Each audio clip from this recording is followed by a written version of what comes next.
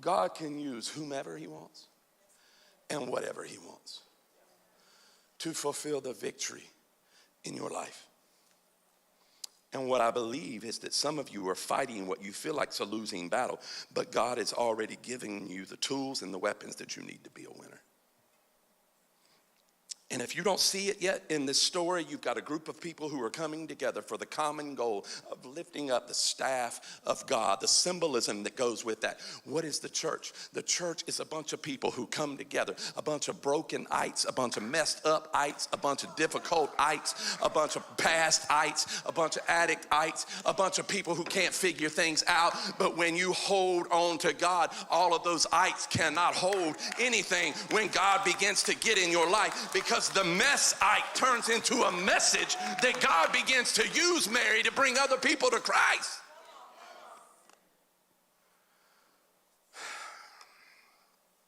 Okay, so can I go somewhere else while you guys are over here? Somebody can say amen? Say amen. Amen. It should be amen. Amen. All right. Will you hold the staff? Will you hold this staff? I may need to get a rock for you to stand on. So just hold the staff just for a second for me, okay? What happened? What happened? Oh, yeah.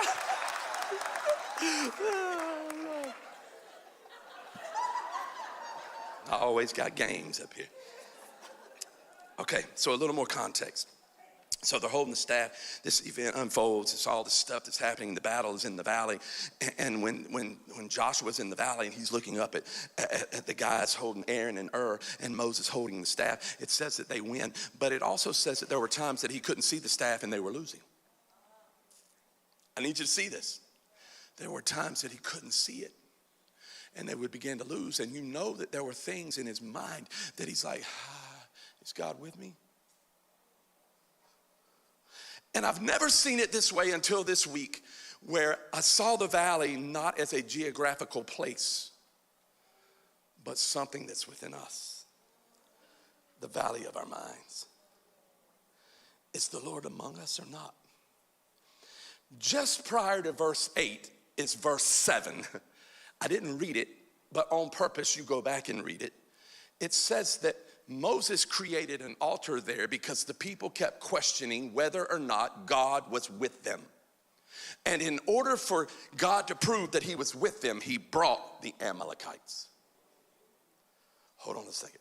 So Joshua's in the valley and he can't see, and he's wondering if God's there. God, are you there? Are you going to help me? Are you going to be with me? Because I don't know. And you've got all these questions that we ask. God, are you going to help me in this broken relationship? Are you going to help me in this difficult business situation? Are you going to help me with this problem with my kids? Are you going to help me? God, are you going to be here? I need the answer because I'm in this insecure place and I just don't know how I'm going to take the next step, because I know the next step is a lot. And how will I get over this pain? And can I tell you something? We're not really fighting the Amalekites. We're not really fighting the Hittites. We're not really fighting the financialites. We're not really fighting the angerites. We're not, you fill in the blank. We're not really fighting any of those ites, the people that get on our nerves. We're not fighting those ites. That's not the enemy that we're fighting. We're not fighting them. We're not physically fighting them. I need you to hang here with me for a minute, because I think it's not that we're fighting an Amalekite or a Hittite or an Agravite or whatever it is you want to label there. It's what we're fighting is what we believe about our enemy. Therefore, you're not fighting your enemy. You're fighting your inner me. Do you see? You're fighting your inner me. And your enemy is your worst enemy. Because you keep telling yourself what you can't do. You keep making excuses for what you can't get past. You keep trying to talk about what's happened to you, and therefore you won't go ahead. And it's keeping you out of your promise. And Joshua is in the valley, looking up and wondering. I need somebody to hear this. Your hands are growing tired, aren't they? Because I'm going to read something in a minute. The victory in this battle comes under what's called the banner of God. And do you know what the church is? The church is a reflection of the banner of God's goodness. Hold on. The reason why the Israelites could win is because they could see this staff. The reason why the people in community win is because they see how God uses you and blesses you when you're in the middle of all hell breaking out in your life and you make it through. It gives them inspiration to be able to make it through.